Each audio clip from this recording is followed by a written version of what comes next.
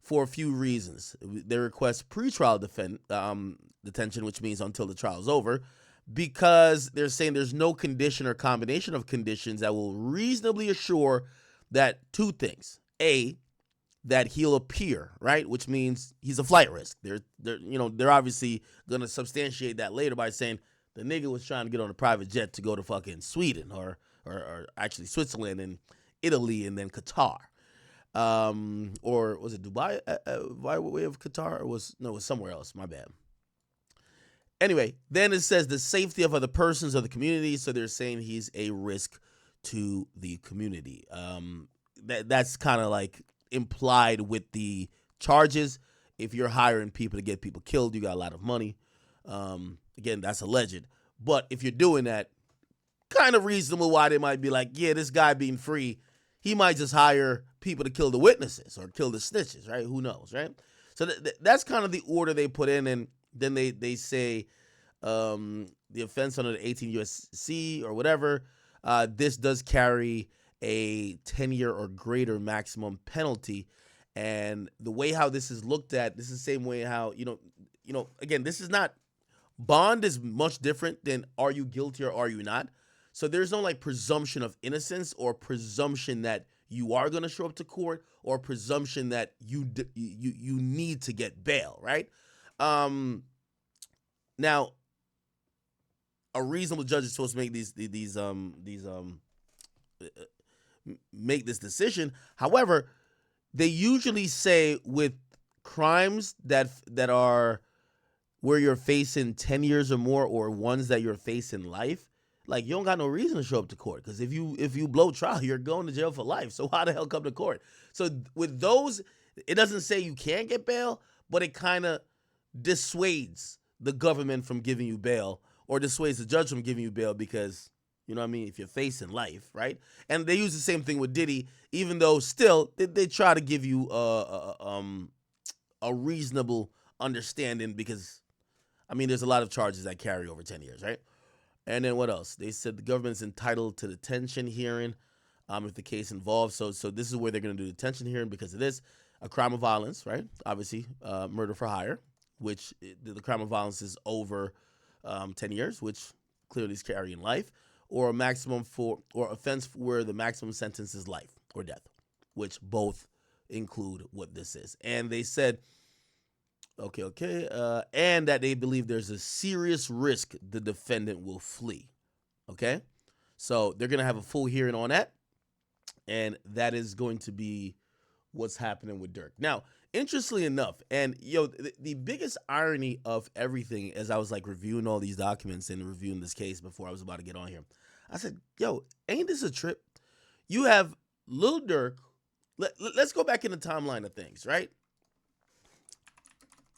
Lil Durk and NBA Youngboy basically have like a feud, right? And that feud is kind of multifaceted, but parts of it comes with allegedly Youngboy's ex with King Von. What ends up happening is that Quando seemingly takes that feud into his own hands, kind of steps up a bit for Youngboy, who then becomes on house arrest. They kind of exchange words. Again, this is kind of still over a girl, but not really. Now it's about men and their ego. Then we all seen what happened at the, at the hookah place in Atlanta where King Von was shot and killed. I don't got to pull that video up. And from there, everybody's telling Durk, go slide. You have basically Youngboy who's rapping, yo, clean up on Al O. They're taunting the fact that King Von got killed. You have Quando Rondo drops a song called End of Story. You have Lil Tim basically saying, yo, he just wrote a pussy nigga off the list, right? Lil Tim. Right? He says, bitch ass nigga just checked a new pussy nigga off the list. Quick to gun you down, but check the score, bitch, I don't miss. Like yeah, these guys, to think where it kind of started from, and obviously there's probably little stuff back and forth, left and right, but we're going with the main themes here. Issue over girl, they're getting into it a bit, turns into some other shit, Von dies. They're taunting Durk and everybody else on O Block because of that. Durk already, he's stepping up. He starts dissing Youngboy. Aha, I hate Youngboy comes out. Durk drops some other shit on the Colors tape. YB on the Colors tape. And they're kind of dissing each other back and forth, but everybody keeps telling Durk, when you gonna slide? You're doing a lot of talking. When you gonna slide? Then we see the Lil Pop situation happen. Lil Pop, Quando, Rondo, gas station. We seen this happen, right? And, okay, so this happens. Everybody's like, what the hell? Like, is this related? We don't know if it's related. Obviously, we then find out that if Von didn't get killed, he would have got caught up in the FBG Duck Rico case. Okay, so Von's out the way. The O Block guys who you would think would slide for Von, because remember, Von had this crew called Get Back Gang, and that would be the definition of getting back, to get Quando Rondo or Lil Tim. And it appears, Durk is taunting this the whole time. Come outside, come outside. We hear of several shootings in Savannah. Quando Rondo shooting Savannah. Some that happened after a few shows and some other stuff. There was one at the gas. It wasn't even the first. So the LA one wasn't even the first one at the gas station.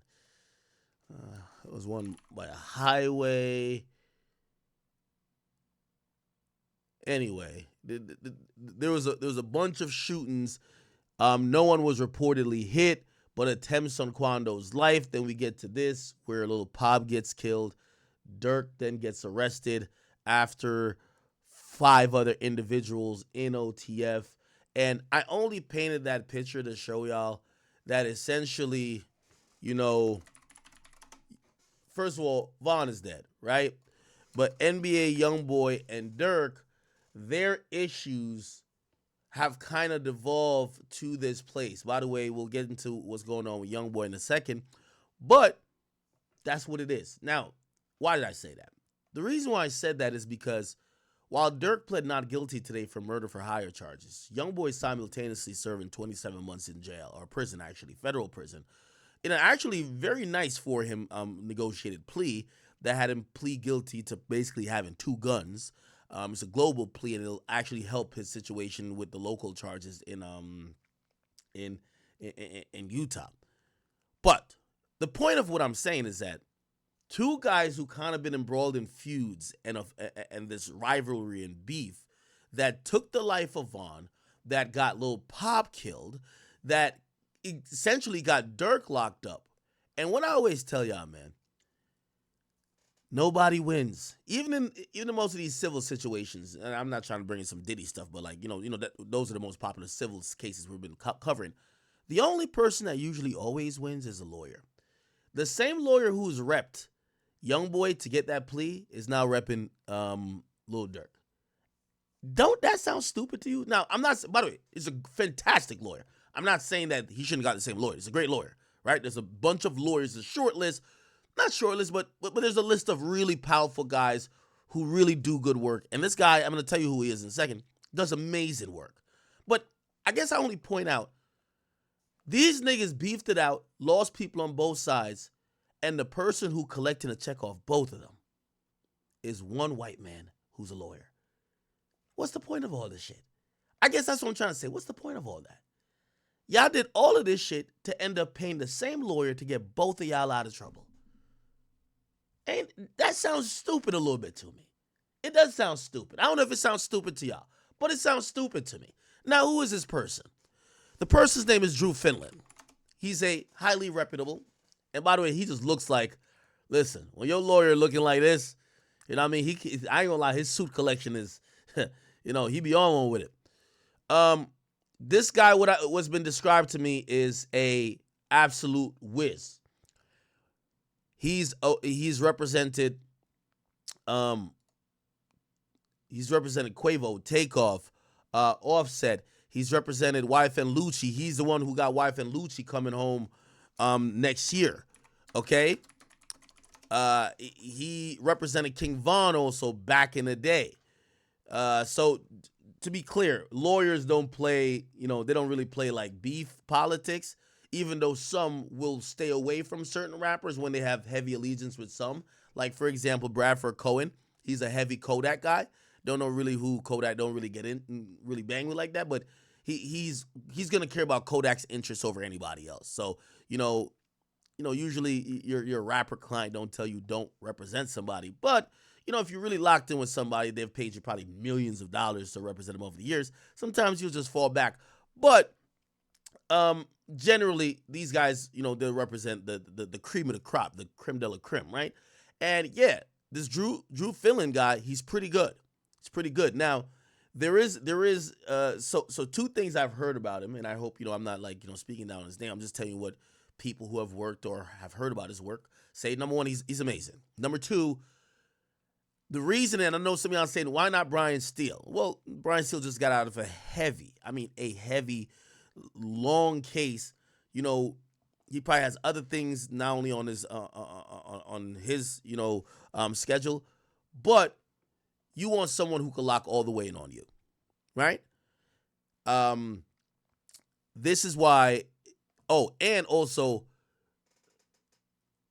Drew Finland has a great reputation with pulling these rabbits out of the hat when it comes to the feds. Okay? He just did it for Youngboy.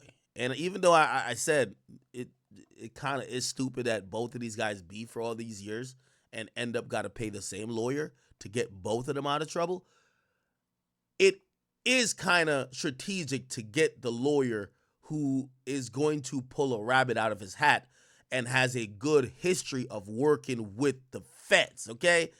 Now, Drew Finland is that. I've heard he does great work, and I've always been told by other attorneys actually. Sometimes, your relationships and, the networking that a lot of these lawyers do grant them a lot of favor in the eyes of the court. Not that they're not great lawyers, but I'm going to give you an example, right? Young Thug, Brian Steele. So Young Thug and Brian Steele, right? We all know Young Thug got out on he basically got out on time served, but he's going to have 15 years on probation. And what's interesting, because remember the state was suggesting he get 45 years, he get everything taken in terms of forfeiture, but a very favorable plea happened for Thug, right? Now, that was a ballsy call to go in front of, the judge on a non-negotiated plea. The judge could have said anything. Why? And again, I'm not saying I know this as a fact, but let's just think outside the box. Why do you, even though Brian Steele said he was down to go to all the way, he said Young Thug was down to take the chance, but why do you think they might have a decent chance going into that situation? Look at this, chat. So the judge, Paige Whitaker, which, according to Atlanta, they say she got an N-word pass till Black History Month, so she could say nigga until February. But here's this interesting thing, right? Paige Whitaker, right? She's a judge.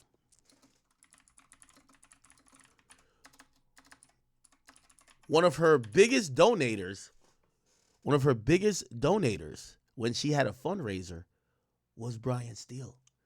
Do you get what I'm saying? This kind of shows you the other side of, like, not only this happens in politics, but it happens in law too, right? And by the way, she had disclosed this as well, right? And the only reason why she was allowed to stay on the case is that Brian Steele, there's an acceptable amount. He donated like $2,000. It wasn't like that much, right? Let me see if I can find it. Because at first they wanted. Here we go. Where is it? Paige Whitaker. I'm pretty sure it's Paige Whitaker. I want to make sure I'm right. No. Hold on. Is it this? Okay, here we go. Oh my God, they're hating like a motherfucker. All right. Okay, anyway. Brian Steele had sponsored a fundraiser. Like when you're sponsoring fundraisers for the judge, like come on, you think the judge gonna violate you, man? You get what I'm saying? Like, um, the, Brian Steele sponsored a fundraiser for the judge reelection campaign. You get what I'm saying? And the reason why, again, it wasn't conflict of interest, nor was it something that she would have to recuse herself, is because there was a limit. I think it was $2,000. Let me see if I could go look at it. Paige Whitaker donation list.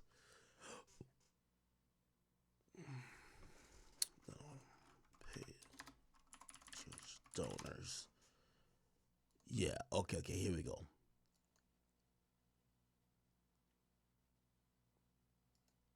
Hold on. It's going to take a second to load. Okay, this site is ass. Okay, here we go. And it shows it right here. These are all the donations, campaign reports. And then when you look into Brian Steele. Okay, how can I find... I gotta find Brian Steele. Okay. Can I just sort on cash amount? Okay, it's just... Y'all gotta just trust me on this one because there's like 20 pages. I want to go through this just to find Brian Steele. You get what I'm saying? But anyway, the point of what I'm trying to say is that when your lawyer contributed to the election campaign of the judge, come on. You get what I'm saying, people? You get what I'm saying? So, see, somebody here was mad. They were like, yo, the defense attorney should not be the host of fundraisers for judges. And hey, listen, this is a lot of handshakes, and a lot of these deals get done on, as they usually say, the golf course. Yo, hey, this is my big client right here. This is Jeffrey. I need him. Yo, I know you usually go that hard. Hey, the other 3 cases I got with you, you could hit them niggas with the book. But I need Jeffrey. He's paying me millions. I told him I got to make magic work. You remember you owe me a favor. This is my one favor for the year. I need Jeffrey, right? So I'm not saying that exactly what happened, but that is kind of what does happen, right? Okay, cool. So anyway, Drew Finland is supposedly that. You know what I mean? He's a guy who's just kind of going to make some stuff happen. Obviously now when it comes to the feds, it's a much different system because there's so many different districts and circuits, and to work in and out of those courts you're not going to have the best relationship with everyone. But from what I hear, Drew Finland could make some shit shake, right? And what it's telling me is that, as would be expected, Durk's going to fight this, right? Like, there's probably not going to be a plea for him, right? Because the government is sticking fast on he's the leader of the organization. They might come to RICO. They're saying he did the murder for hire. He's the person who set it up. They can't give him no type of plea. They have to go for life, right? So they're looking for all or none. This isn't a situation like 6ix9ine, that even though 6ix9ine was the guy who was funding a lot of situations, was the loudest and most known person of 9 Trey, when they did the hierarchy list of the gang, they didn't put 6ix9ine at the top of the gang. 6ix9ine was an ancillary person that seemingly had more control than he should have due to his money. But, and luckily nobody died too. Somebody had died. Like if Chief Keef had died, yeah, 6ix9ine would have been clipped for life. But yeah. So anyway, so 3 lawyers actually filed paperwork today to represent Durk. One is the one that helped him out on some prior cases before, and that person is, let me find it. So we have, first of all, we have Marissa Goldberg and Drew Finland, right? And then who's the other person? So we have Drew Finland and Marissa, but they're both from Drew Finland's. So these are documents that they submit to the court to say, we're going to represent Durk. Now, the reason why they have to submit these documents, other than just a notice to appear, is because it's kind of odd. Even though it's a federal case, because they don't live in the district that the case is being prosecuted in, they're considered as a lawyer that's a non-resident. So they have to file what's called Pro hoc vis. I'm probably fucking up the name, but it means like one time only I could be the attorney. And it's basically saying they're going to have local counsel, which is here.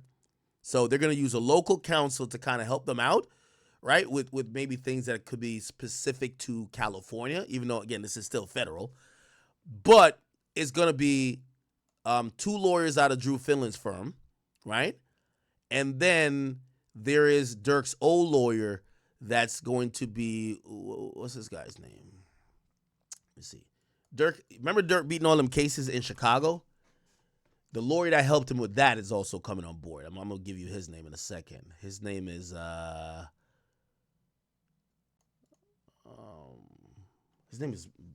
on.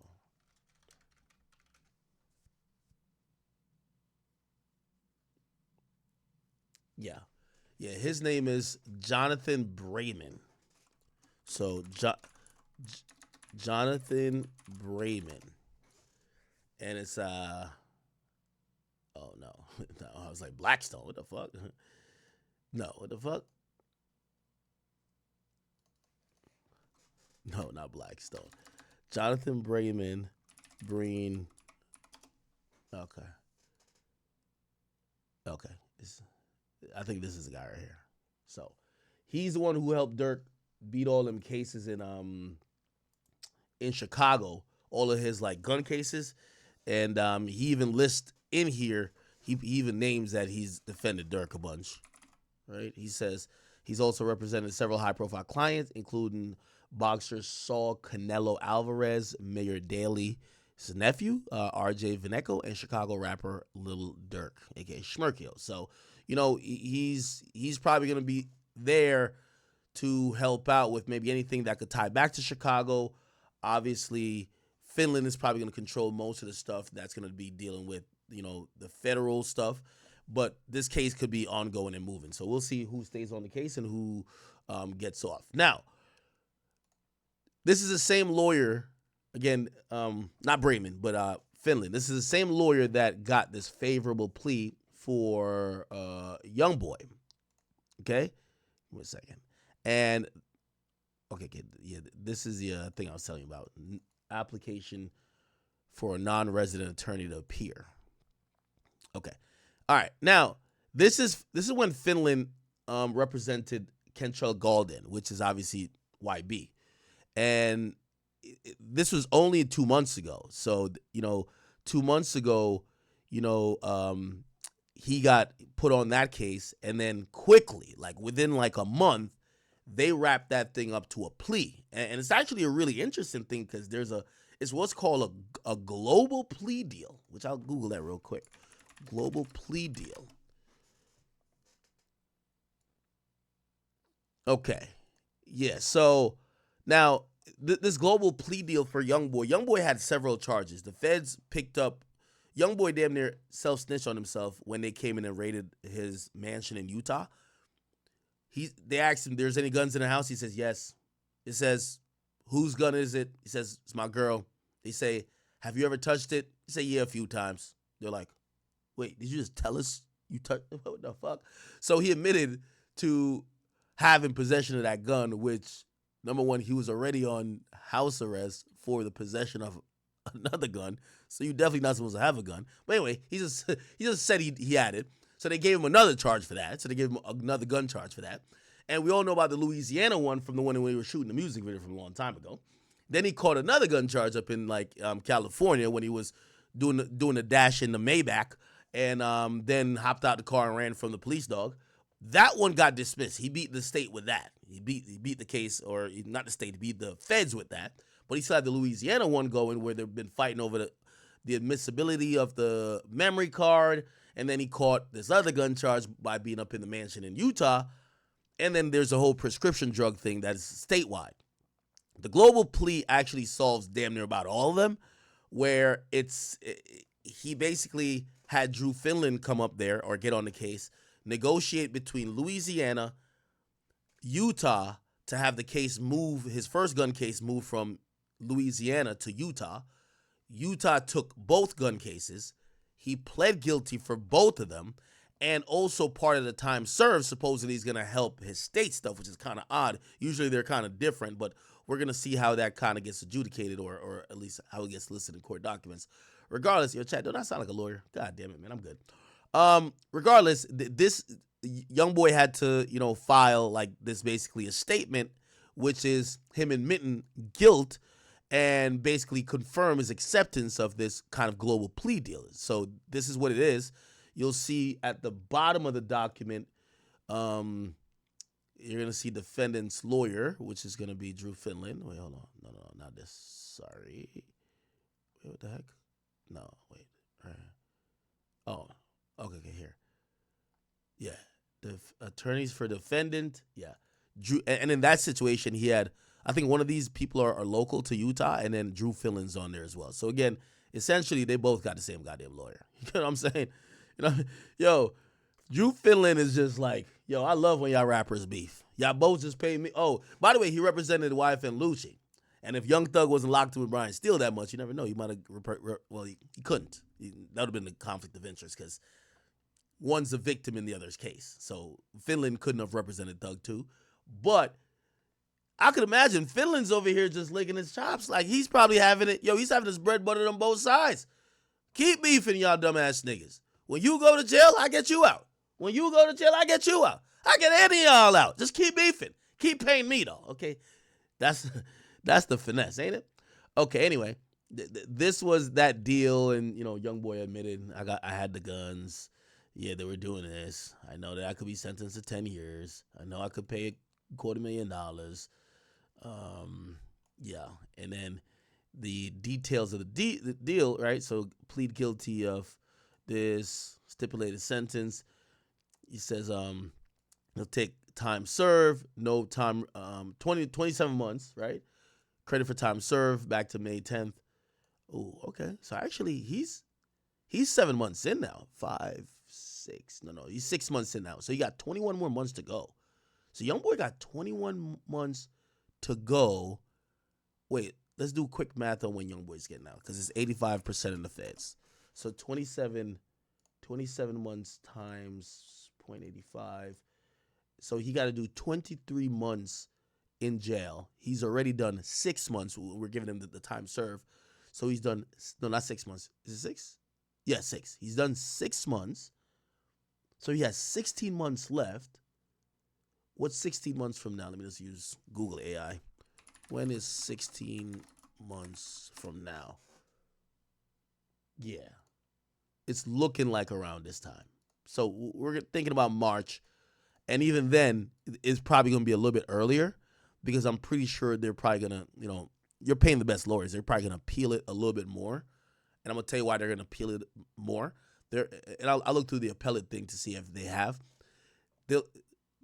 YB's team is going to appeal it more to see if they'll count some of the house arrests or some of the other detainment time, because he's been locked up for a while. Remember, they're only counting from May. That's where you go on appeal to have them count more, that you could get out sooner. So this is like worst case possible. He's out in 2026, which means technically I'm thinking maybe December. So next year, December, YB's out. You get what I'm saying? Or if they do halfway house, it's going to be 6 months before, but like, do they do halfway house on 27 months? Okay, if that's the thing, he'll be out 6 months before that. It'll be 10 months. Or sometimes they'll do 3 months halfway house, right? Yeah. Let's do 13. Yeah, about next year, December. Around December to March 2026. That's when we'll see Youngboy. Anyway, so it takes 27 months, which, by the way, I think this is a big dub, right? You get caught with 3 guns. 3 guns that you don't even get 30 months? Dub. Win, right? On the other case number, he's getting consecutive to he gets 60 months probation. So I think this is, one of them is for the gun that was in the crib. No, I think this is the Louisiana case, I believe, actually. Louisiana case. Right? No, I think so. 60 months probation, that's 5 years. consecutive. So yeah, so he just gets out on probation, 5 years, and he has to pay 200,000. That's chump change for him. All right, and then he agrees to whatever his conduct, just saying that he needs to chill the fuck out. Oh, he does appeal, so he appeals that he can't appeal the waiver, but he could appeal his, not the sentence, but he could appeal the time served though. So that's gonna be an appeal. I expect to see soon. Okay, and then forfeiture, whatever. He has to give up the guns. That makes sense, right? This is one that I believe from Louisiana. This is one they found in the house of Utah. And yeah. And then hold on. Here we go again.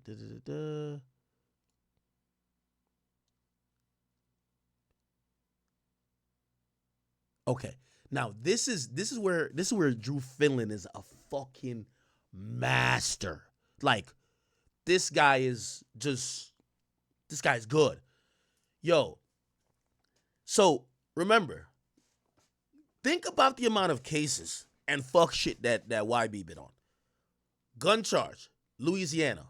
Goes to LA, runs from the U.S. Marshals. They find him. So that's already eluding. That's usually a felony. They find him with the gun in the Maybach. Second gun charge.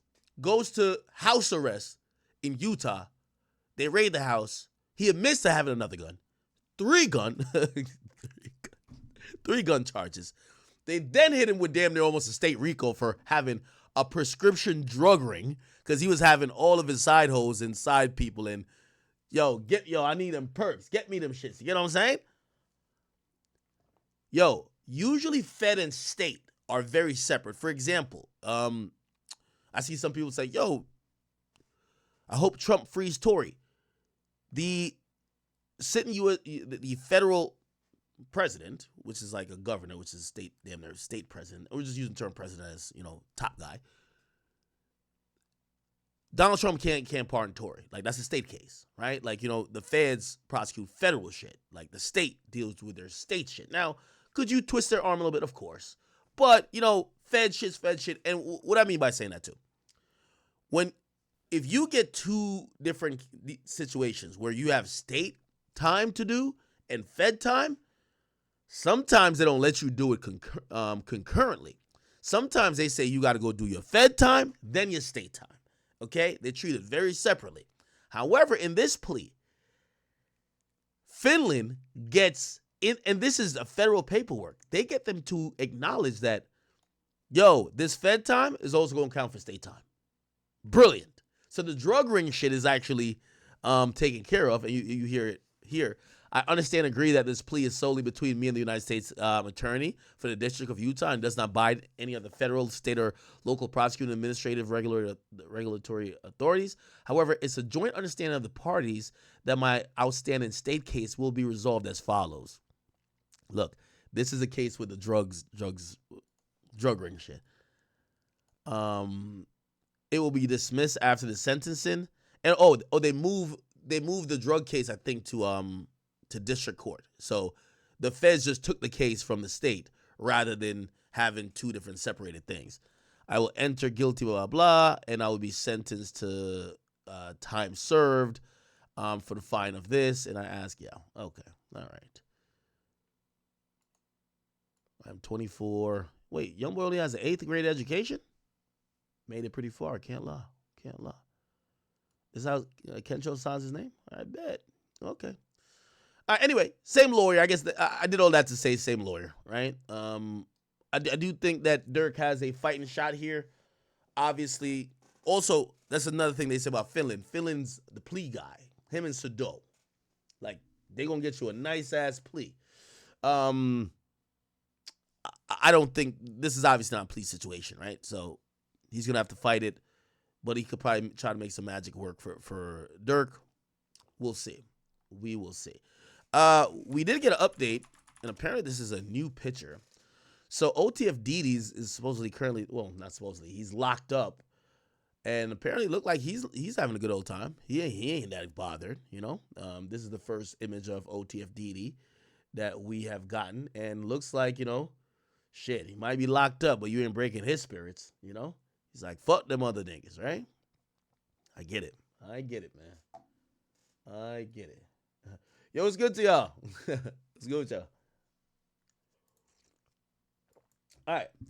So yeah, that's OTFDD. But yeah, interesting. You know, I just found it mad interesting that. And by the way, he's been held at MDC Los Angeles. MDC Los Angeles. This is where Durk is gonna be spending his time for the next few years. Okay. Let me see. Let's look at it from the outside. Ooh, ugly looking ass building, eh? Damn. So this is FDC Los Angeles, and Durk is somewhere here.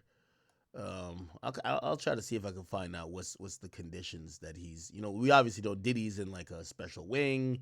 They got extra cameras on him. Niggas is fighting to make his bed. We'll see what Durk and Schmerkio got going on. Matter of fact, let me look it up. MDC Los Angeles menu. Let's look at the food menu. Let's see what Schmerkio. Schmerkio is a Muslim, right?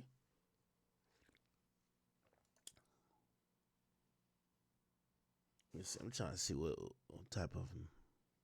What's the meal plan looking like? Okay, this is the commissary list. Okay. Okay, got some stamps. Got some electronics. Ooh, Skull Candy headphones? Oh, that's fire. The JVC Sport headphones? That's fire. I like those. Ooh, you could get a little watch? A Timex Iron Man watch? Well, you could buy a watch in jail? I didn't even know. Fire. It's kind of fire. I'm rocking with that.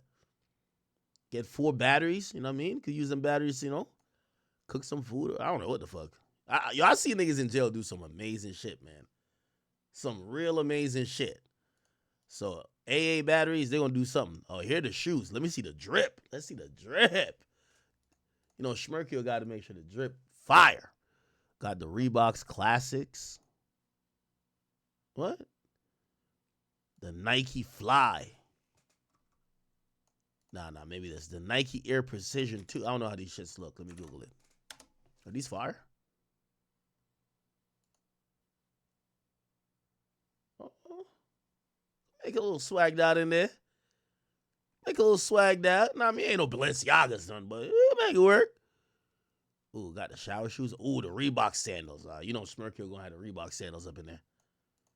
The Reebok shower sandals. Ooh. All right, here's the meats. Mackerel fillet. I wonder if this is like you just order to yourself. Like room service or cell service. I don't know. Tuna. I don't like tuna. I don't eat nothing that live on the water. Anything that live on the water, I don't eat it. Pink salmon. Smoked baby clams. Chicken pouch. What the hell is that? Chicken pouch? What's that? Shredded beef pouch. Turkey sticks. Beef sausage. Halal. What does that mean?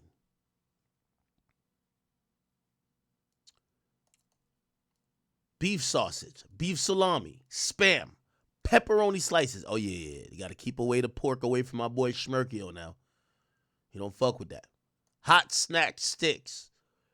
Okay. Granola bar fruit. Deluxe trail mix. Raw almonds. Salted cashews. Shit. Corn nuts Cool Ranch. Corn nuts. Okay. Honey peanuts. Ooh, honey roasted peanuts? I like those. Salted peanuts. Okay. What if you get this all time of day? That's fire. Butterscotch candy. Oh, this ain't that bad. Now, granted, this is like this is not their regular menu. This is just stuff you could buy on, I guess, from the commissary store or list. I don't know. Okay. Got to get some dental floss in there. Mouthwash. Cotton swabs. Toenail clippers. Okay. Can't you turn a toenail clipper into a shank? Fingernail clipper. A mirror. You could definitely turn a mirror into a shank. A body puff? What the hell is that? Deodorant. Okay. All right. Does Durk wear glasses?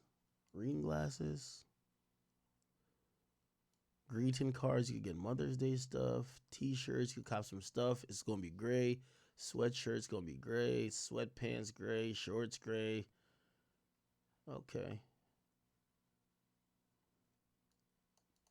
You get a writing tablet. Okay. They got a bunch of stuff in here, man. I ain't going to lie. They got a bunch of stuff in there. Legal activities. Nah, here we go. This is the orientation handbook. They give you an orientation of jail? What the hell going on out here? Hell no, I be tight as fuck. I show up to jail, niggas give me a pamphlet. Introduction. Welcome to the MDC. What the fuck? Don't tell me welcome. Get out of here. The purpose of this booklet is to provide you with general information about the MDC Los Angeles, as well as program and activities available here. It's not a specific guide to the detailed policies of the Bureau of Prisons. Rather, the material in this handbook will help new inmates more quickly understand what they'll be encountering when they enter prison, and hopefully assist them in their initial adjustment to incarceration. The information contained in this handbook is current to the date of the publication. Take the time to thoroughly read the handbook contents and ask questions to ensure your understanding of the rules and regulations. Okay, let's see. The staff, we got the warden. He's a chief executive officer who's responsible for the total operation. Okay? All right, bet. So we got the associate warden programs, discipline, I can't speak. Discipline hearing officer, captain. Okay, fuck all that. So there's 9 general population housing units in MDC. Obviously, we're thinking that he's not going to be in general population until for a while. You know what I mean? He's a new inmate. He just got arrested. He's a high profile guy. You don't throw him into GP initially, right? I would think. A housing unit is a self-contained inmate living area that includes both housing sections and an office space for unit staff. Housing units are divided into 3 unit teams: Unit 1, Unit 2, Unit 3. All right, man, let me watch a video on this shit, man. I ain't got time for it, bro. All this reading, man. MDC Los Angeles. Okay. Oh. But anyways, we're going to take a trip in a prison from FCI near the roller coaster. Hold on. Oh, this is how it looks inside? Good evening. An MDC officer who thought he was going to check on a fight walked into a fight for his life. Video shows that corrections officer fending off 4 inmates who were trying to beat him up and take his radio to keep him from calling for help. News 13's Chris McKee has that video. Chris? Dina, just this all happened in an MDC cell block around Thanksgiving. Union leaders tell us this corrections officer could have been killed, but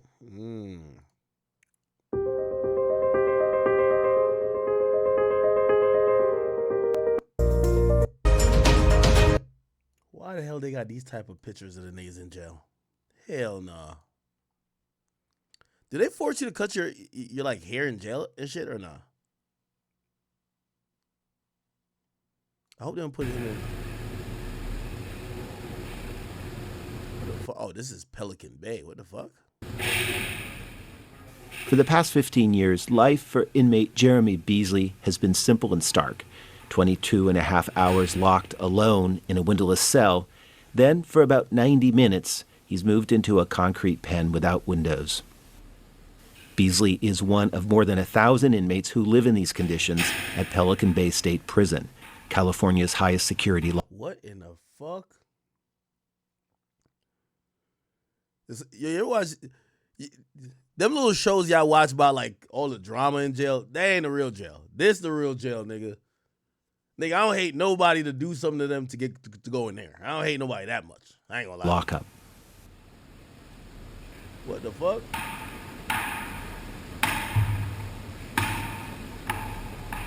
Yo, know the craziest part? They said this is his outside time. He probably could only look up.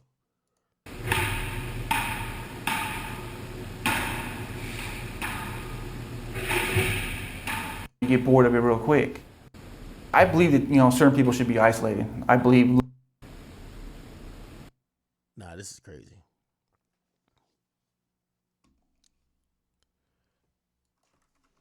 Inside MDC Los Angeles. This shit crazy. Okay, here we go.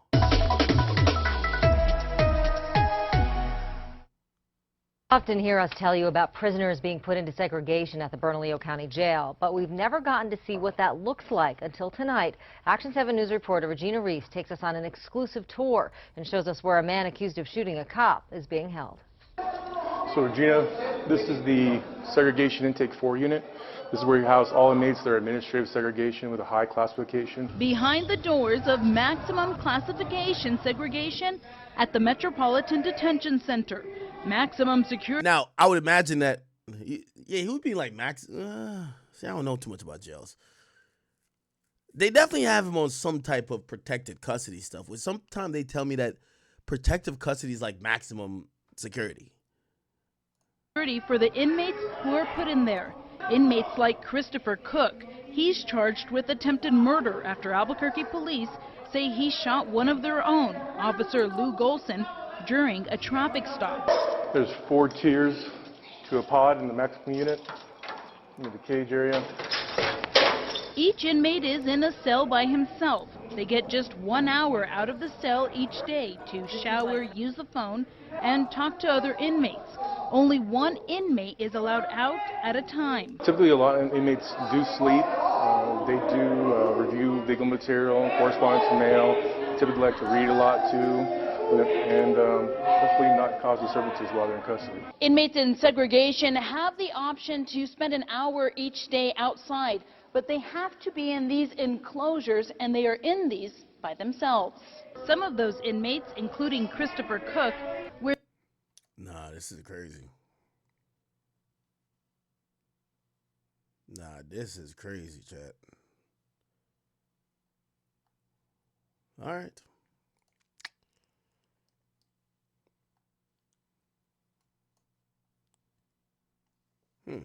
I wonder if Durk could see like his family and shit.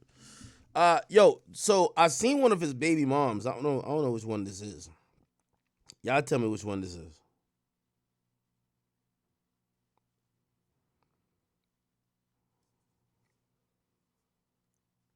Hold on. Which one of Durk baby moms is this?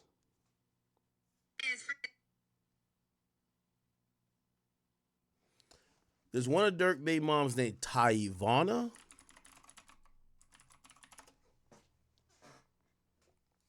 It's posting. Give me a second. Let me load up the YouTube chat while I'm doing that.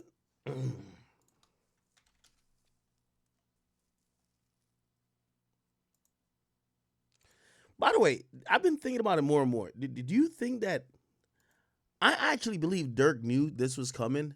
I think that's why he makes a song like All My Life, bro. I think he got more religious when he knew this was coming. Not saying that him being religious was fake, but I think he knew it was coming. Okay, did it post yet? Still ain't posted yet? What the fuck? Give me 1 second. Yeah, once I heard all my life, I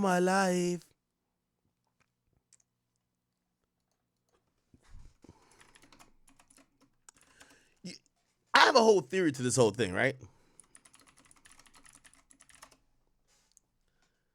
So, welcome to another episode of. I remember Durk like basically telling me, he said, "Ak, I wanted to do this interview with you. This is the last time I'm gonna ever speak about any of this shit." But there was an air to him kind of almost saying, yo, I'm closing this chapter for once and for all. I'm closing it. I'm closing this chapter, right?